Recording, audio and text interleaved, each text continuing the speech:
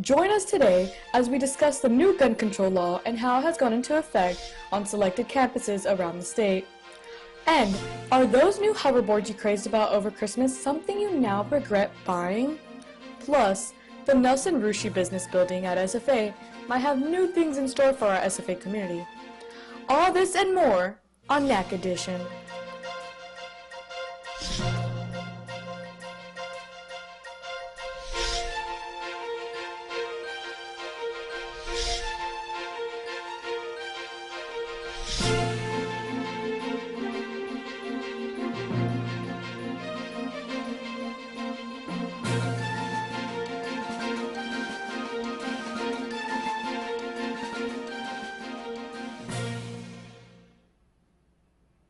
Hello, East Texas. I'm Delilah Gonzalez, and thank you for joining us today on Nac Edition, where we will give you all the latest news of East Texas. The new open carry and concealed weapons legalization has many people concerned. Many SFA students had a lot of opinions about this new law. Our own Devin Hogue went out and got us more information on this.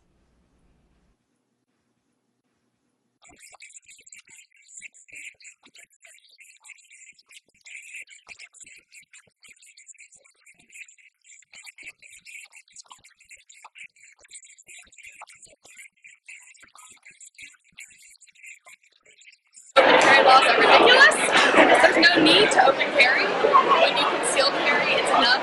You have it to protect yourself because that's what they say they want it for, protection.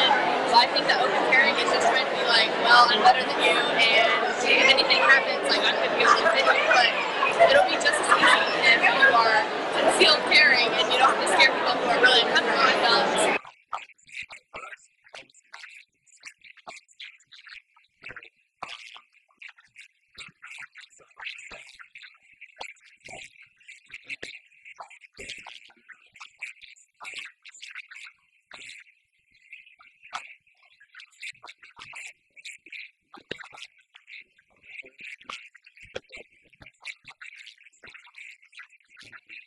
On campus, I don't feel like that's probably the best idea because college is just such a high stress environment. I'm pretty sure that once the open carry is allowed, once it goes into action, I feel like suicide deaths might go up a lot more because a lot of college students are dealing with so much emotional stress and like just stress from classwork, and they get homesick, and I think that it's not really a good combo. Against it, and I feel like people's life will be at stake more because we don't know who is going to be the good guy or the bad guy, like a tough comes. So I'm against it, and I feel like it shouldn't be enforced. But the law is the law, so I can't do anything about that. Organizations like SGA inform students on upcoming events like the Open Carry Forum that is happening on February 10th, where students can go to voice their opinions about the new laws.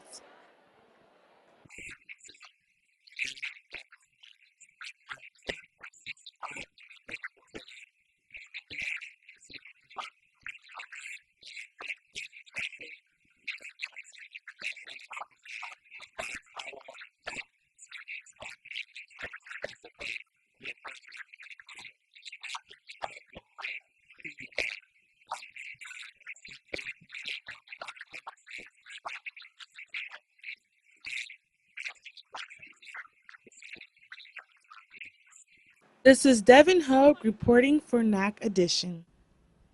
The Student Government Association will be holding an open forum at 6 p.m. This event will be open to everyone. And if you're planning on purchasing a hoverboard, you might want to think twice about this. I went out and got the inside scoop on what this big commotion is all about.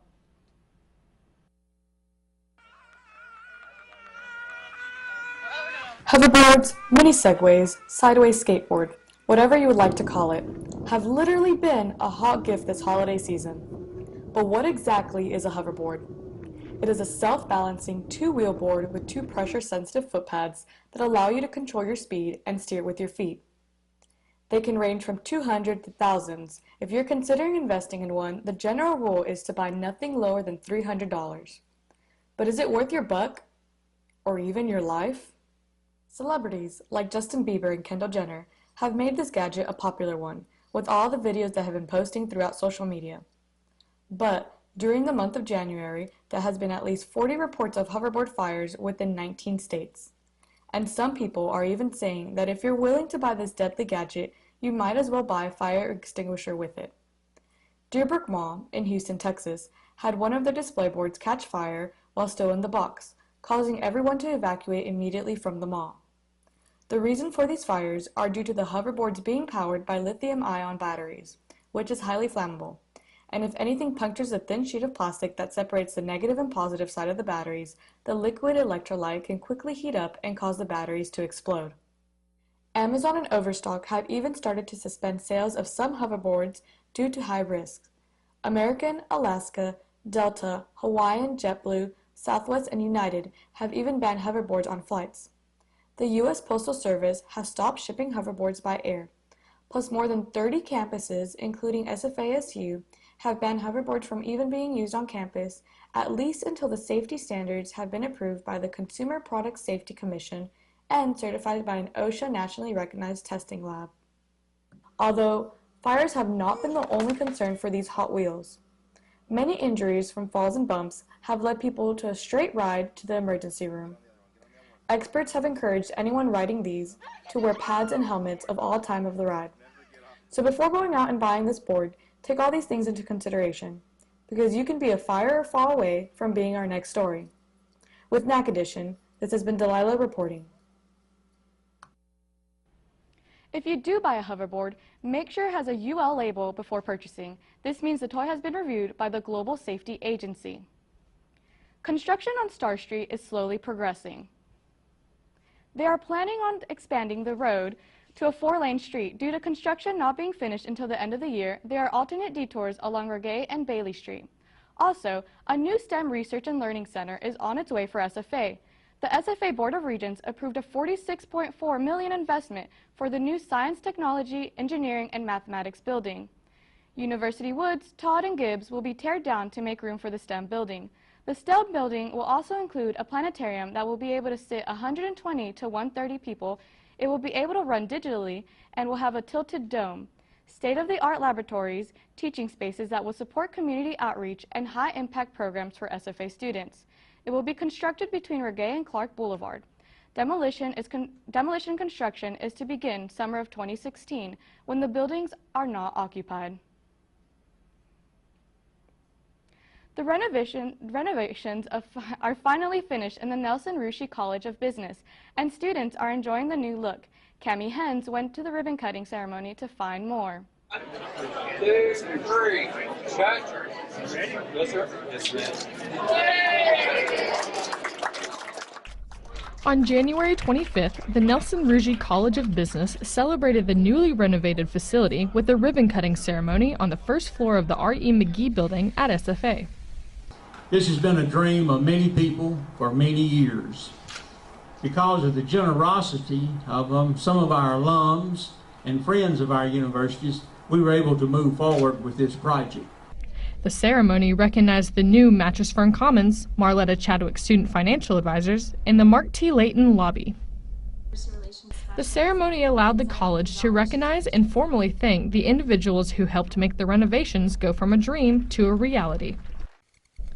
The renovations began in the summer of 2015 and was focused to create a student-friendly workspace and a more business professional environment to help prepare students for the real world.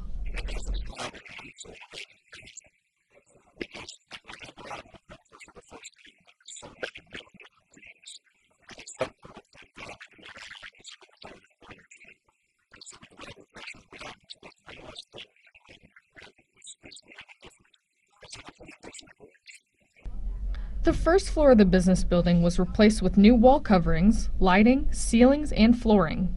The renovation also includes updates to the dean's office, east lobby, and common area. Various rooms on the second floor of the McGee building were improved, as well as the lobby. The third and fourth floors will also be renovated.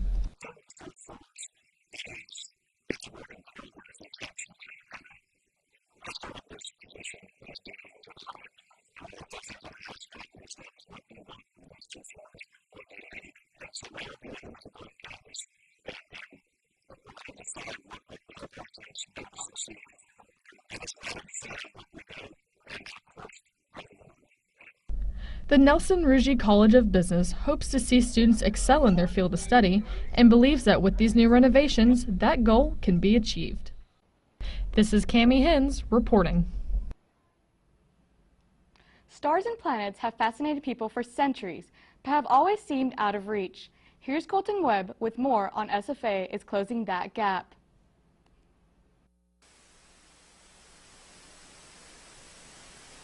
To infinity and beyond. Those words ring true to any child whose heart is gripped by the excitement and mystery of space. But to many, the dream of space exploration is far out of reach.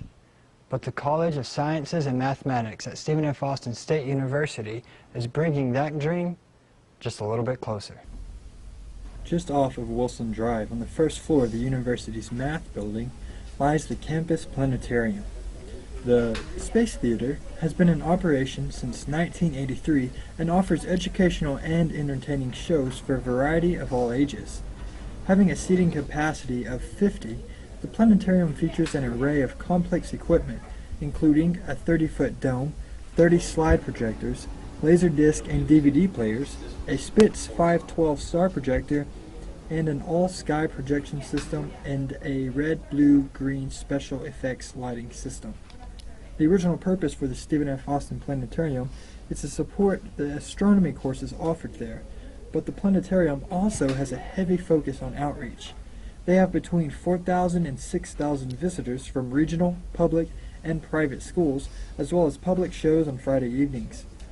Primarily educational, the shows typically run from 40 to 50 minutes and are astronomy and space science oriented with a wide range of topics and grade levels.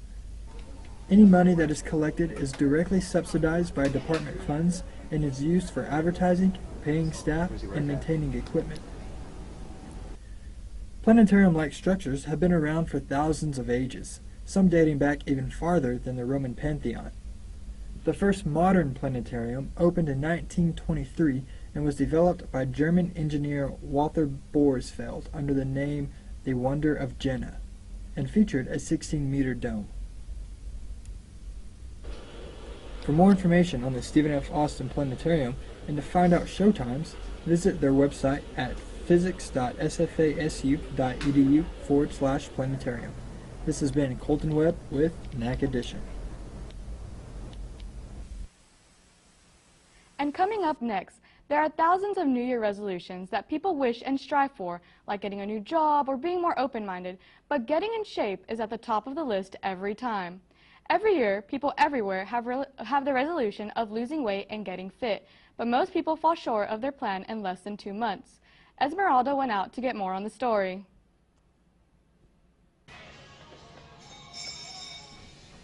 Of all the New Year's resolution, there is one that is always said, and it is also the most broken one. And that is the New Year's resolution of losing weight and getting in shape.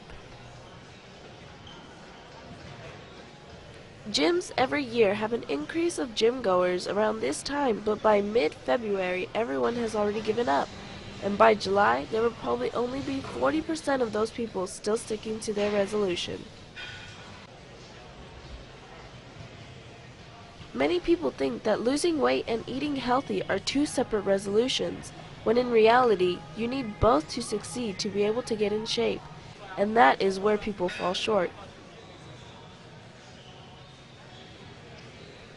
It is without a doubt that America is becoming heavier every year, and getting in shape should be a priority for everyone. Even 30 minutes a day would help. You don't have to be like those workout junkies that go every day 2 times a day. You have to start somewhere and work your way up. And don't expect it to happen overnight. Baby steps will keep you on track.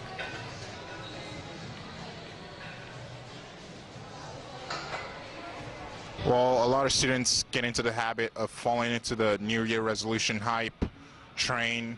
The tip I'll give them is to aim big and start small. So it's a day-by-day process. Rather than looking at their situation as a whole, they should look at it as a progress on its own.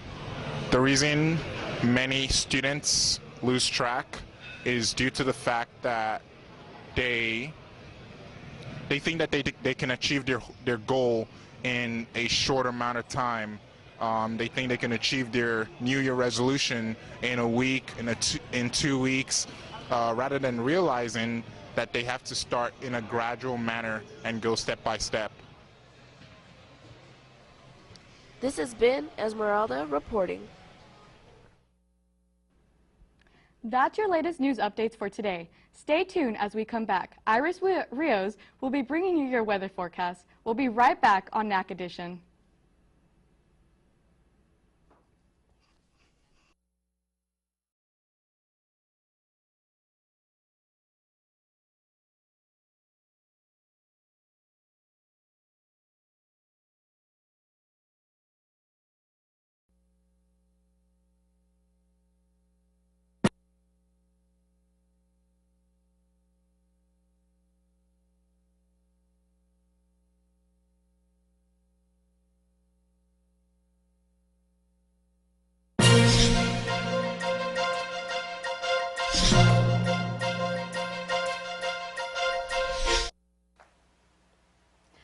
Hello, East Texas. Hope you guys are sitting down because you are just in time for the weather. So if we take a look at it nationally, states like Washington, Colorado, and California are all having low temperatures currently, but those are set to rise up. So as you get for a little bit more towards the center, you get your other states like you've got your Dakotas over here, and the temperatures will keep going down as well. But once you start going a little bit south, temperatures are a little bit, they're in the low 40s, but you still do need a jacket because of those winds. Come on, you don't need a scarf, but somewhere around there. So if you take a look at over here in Florida and your Carolinas, so they're pretty much a lot better than us right now. They have warmer temperatures, and as you go further up to New York, Maine, and Maryland, they're currently under freezing temperatures, but not really. But so if you take a look at your East Texas weather, though, so us, Nacogdoches, Lufkin, and Tyler, and Henderson, we're all in the 50s. Temperatures will drop later on during the day, so we will be around the 30s, high 30s, not so much, but it'll feel a little bit lower than that due to the winds. So make sure you do grab a jacket later tonight. If you do go out tomorrow morning, should still feel a little bit breezy, but it'll be sunny, so that's going to be a good part about it. So if we take a look at your 5 weather forecast, so you have Thursday, you don't have chance, all the way Thursday to Saturday, you don't have rain up until Sunday and Monday, so make sure to take your umbrellas here and there, but you won't really need them that much. And calendar of events, you have events like the LA Theater is presenting Dracula tomorrow night, so that you can buy your tickets for from the theater, and tickets cost $7.50 for individuals, or $6 per person of groups of 20 or more.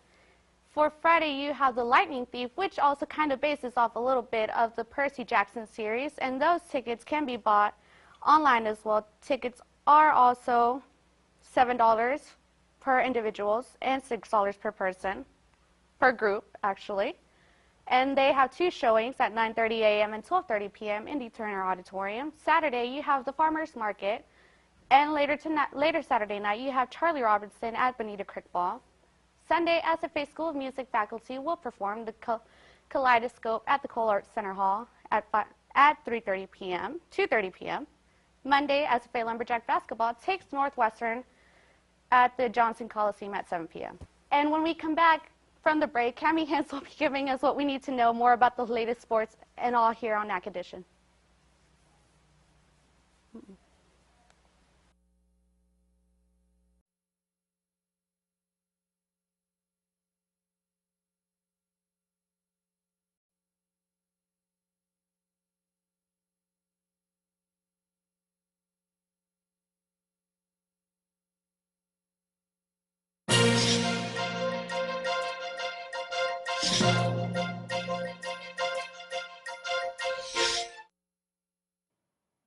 Welcome back, East Texas. I'm Cami Hens, bringing you all the latest sports updates. Let's kick off today by talking about one of the most anticipated sporting events of the year, the Super Bowl 50. The two teams going head-to-head are the Denver Broncos and Carolina Panthers this Sunday at Levi's Stadium in Santa Clara, California, starting at 5:30 p.m. The Broncos defeated the defending champions, the New England Patriots, 20-18 in the AFC Championship on January 25th. This will be the Broncos' 8th time going to the Super Bowl. 2 years ago, the Broncos had a devastating 43-8 loss against the Seahawks. This will be quarterback Peyton Manning's 4th time at the Super Bowl, and at age 39, he'll be the oldest man to start a Super Bowl. The Panthers dominated against the Cardinals 49-15 at the NFL Conference Championships January 24th. Cam Newton passed 335 yards, scoring 2 passing touchdowns and 2 rushing touchdowns, and had an interception. All eyes are on Newton to see if he can lead the Panthers to a Super Bowl victory. If he does, he will be the first quarterback ever to win a national championship in college, the Heisman Trophy, and a Super Bowl. Coldplay will be performing the halftime show, as well as Beyonce and Bruno Mars, so make sure to watch live on CBS this Sunday starting at 5:30. Next, let's get a little more local as we discuss this year's SFA Lumberjack men's basketball team. So far, the Lumberjacks this year are 15-5 and scoring an average of 78 points per game. Check it out. Going down one time, big man. Oh my goodness. Several weeks ago, the Lumberjacks defeated SFA's biggest rivalry, Sam Houston State Bearcats. Over 7,000 fans packed the seats at William R. Johnson Coliseum to watch SFA's continuous winning streak over the Bearcats. The defending Southland Conference Player of the Year, Thomas Walkup, added game highs with 8 rebounds and 6 assists to help the Lumberjacks win. The Jacks had a 13-2 lead for the first 6 minutes of the game and never gave up that lead. The main highlight of the start to the game was Thomas Walkup's incredible slam dunk, which was followed up with Ty Charles's breakaway throwdown, which pumped up the players and the crowd. After halftime, the Bearcats were only trailing by single digits, but because of the Jacks' defense and Thomas Walkup's 3 free throws, the Jacks secured their win 76-64. The next week, the Lumberjacks faced the Lamar Cardinals and absolutely dominated with a final score of 86-52. The Jacks slipped on multicolored Under Armour sneakers as part of the NABC's Suits and Sneakers Princess Lacey's Laces initiative. It was part of the Coaches vs. Cancer Week to help raise awareness about the fight against cancer and to promote the American Cancer Society. Walkup scored a total of 22 points with 7 rebounds, 6 assists, 2 steals, and 1 blocked shot. Ty Charles and Clyde Giffard also gained baskets for the Lumberjacks with 13 and 11 points. Lamar tried to catch up to the Lumberjacks after halftime, but the Jacks were too far ahead and came out on top with a final score of 86-62.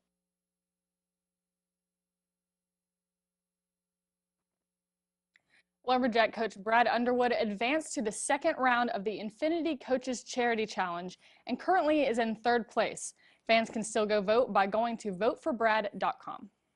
Let's turn it over to women's basketball. The Lady Jacks are 9-10 so far this season, scoring an average of 65 points per game. Let's take a look. A few weeks ago, the Lady Jacks faced Sam Houston State and came out on top 70-63. Senior guard Taylor Shippers scored a season-high 25 points on 8 for 13 shooting. She made 4 three-pointers and had 2 assists and 2 steals.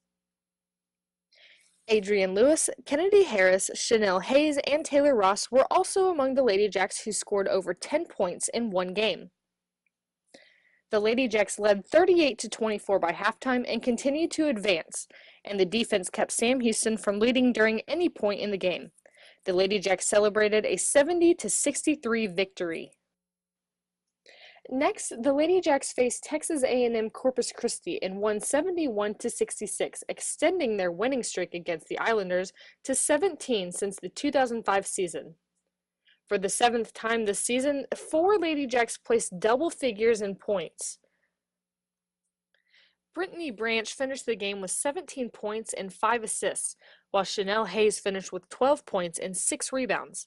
Taylor Ross finished with 19 points, and Taylor Shippers had several free throws, which bumped her to 13 points. Ross also came on top with 5 steals. At the beginning of the game, the Lady Jacks trailed a 7-point lead to the Islanders, but quickly caught up just before halftime. In the second half, the Lady Jacks came alive and went 4 for 4 and registered 13 points. The Lady Jacks came on top to defeat the Islanders 71-66. The Lady Jacks' next game is scheduled for this Thursday at 7 p.m. in the William R. Johnson Coliseum versus Northwest State University.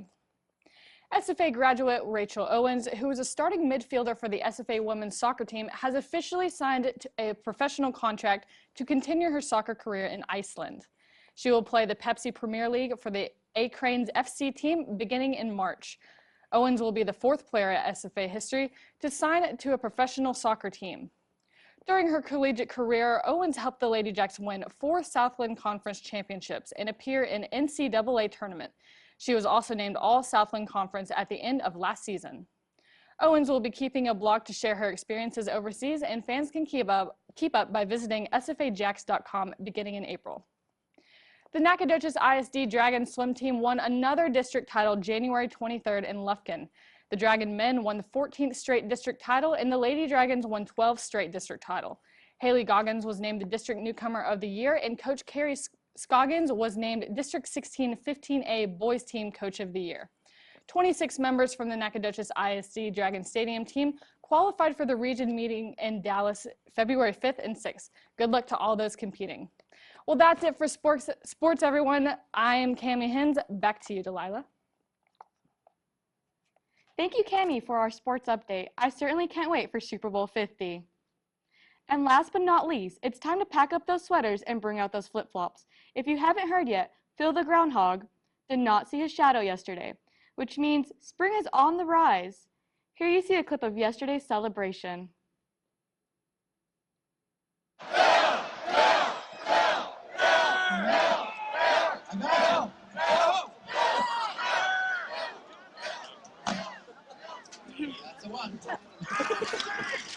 Hear ye, hear ye, hear ye. This second day of February 2016, the 130th annual trek of the Punxsutawney Groundhog Club. Punxsutawney Phil, the seer of seers, prognosticator of all prognosticator, was awakened from his burrow to the cheers of his thousands of faithful followers. In Groundhogese, he directed the president in the inner circle to the precise prediction scroll, which translated reads, "The inner circle grows to great ends to keep me abreast of the latest trends. Down in my burrow, I never get bored, riding on my hoverboard. And I sure have fun flying my drone, but the weather forecasting is my comfort zone. Is this current warm weather more than a trend? Perchance this winter has come to an end. There is no shadow to be cast, and early spring is my forecast."